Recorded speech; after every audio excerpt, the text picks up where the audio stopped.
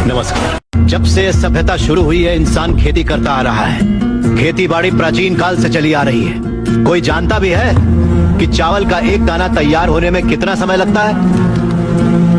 नहीं जानता। 120 दिन 120 दिन तक जब एक किसान का पसीना उस धान के खेत की मिट्टी में बूंद बूंद मिलता है, तब जाकर अन्न पैदा होता है। और ये भी बता दूं कि हमारे देश में खाना बर्बाद नहीं किया जाता। अगर वही देश किसानों को बर्बाद होता देखता रहे तो फिर हम किसके पास जाएंगे? खाना खिलाने वाले से कहा जाता है अन्नदाता सुखी भवतु। ये अन्नदाता है कौन? खाना पकाने वाला या परोसने वाला नहीं है, अन्न उगाने वाला है। और ये खेती जैसा उपहार ईश्वर ने हमें दिया है। सेल फोन के बिना हम जिंदा रह सकते हैं, टीवी और एसी के बिना भी हम लोग जिंदा रह सकते हैं। जो टीवी और एसी बनाते हैं वो करोड़ोंपति हैं, लेकिन अन्न उगाने वाला वो गरीब किसान इतनी कड़ी मेहनत और धूप में पसीना बहाने के बाद दिन ब दिन गरीब होता जा रहा है। फैक्ट्रीज लगाना गलत नहीं है, बिल्कुल सही है, लेकिन खेतों को बर्बाद करके फैक्ट्रीज लगाना गलत है। इस देश में कितनी ही बंजर जमीनें हैं, कितनी ही पथरीले जमीनें हैं। क्यों? क्योंकि वहाँ पर पानी नहीं है, इसीलिए खेती करने में इतनी परेशानी उठानी पड़ती है। जरा सोच कर जवाब दीजिए कि किसान पानी लेने कहाँ जाएगा? इस देश में पिछले 10 साल में 1,71,105 से ज्यादा किसान आत्महत्या कर चुके हैं। उसमें से 25,000 से ज्यादा किसान तो इसी इलाके में रहते थे।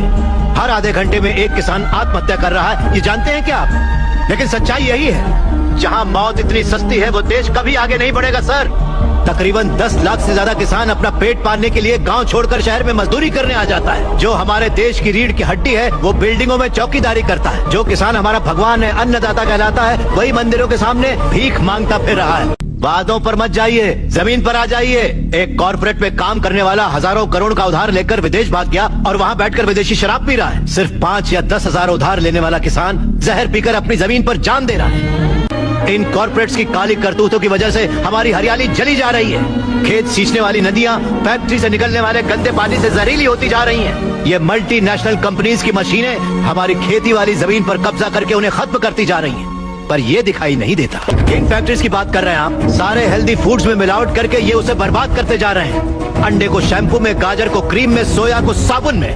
2 रुपए का अंडा 10 रुपए में, 10 रुपए का गाजर 100 रुपए में खरीद रहा है ये कॉर्पोरेट वर्ल्ड। इस रेट पर क्या कोई गरीब खरीद पाएगा?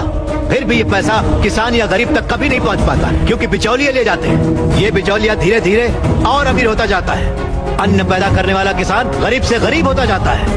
पौष्टिक खाना न मिल पाने की वजह से गरीब बच्चे, गरीब बूढ़े बीमारी से मर रहे हैं सर। नौकरी कैसी भी हो हमारी बेहतरी के लिए होनी चाहिए, लेकिन हम उन फैक्ट्रियों के गुलाम बनकर अपनी जिंदगियां खराब कर रहे हैं। याद रखिए, खेती भी एक उद्योग है और किसान उद्योगी है, उसे अगर हमारे गांव की समस्याओं को आप लोगों ने नजरअंदाज किया तो एक न एक दिन हर गांव हमारे गांव जैसा ही बन जाएगा। समझ जाइए आप लोग। अगर ये मीडिया कोशिश करे तो ये दुनिया हिला के रखते हैं। वो ताकत है आप में। लोगों के दर्द को आपको बताने के लिए आपको परेशान किया, उसके लिए माफी चाहिए। अगर आपको लगे कि ये सही है तो हमें न्याय दिलाने के लिए हम सबकी मदद कीजिए।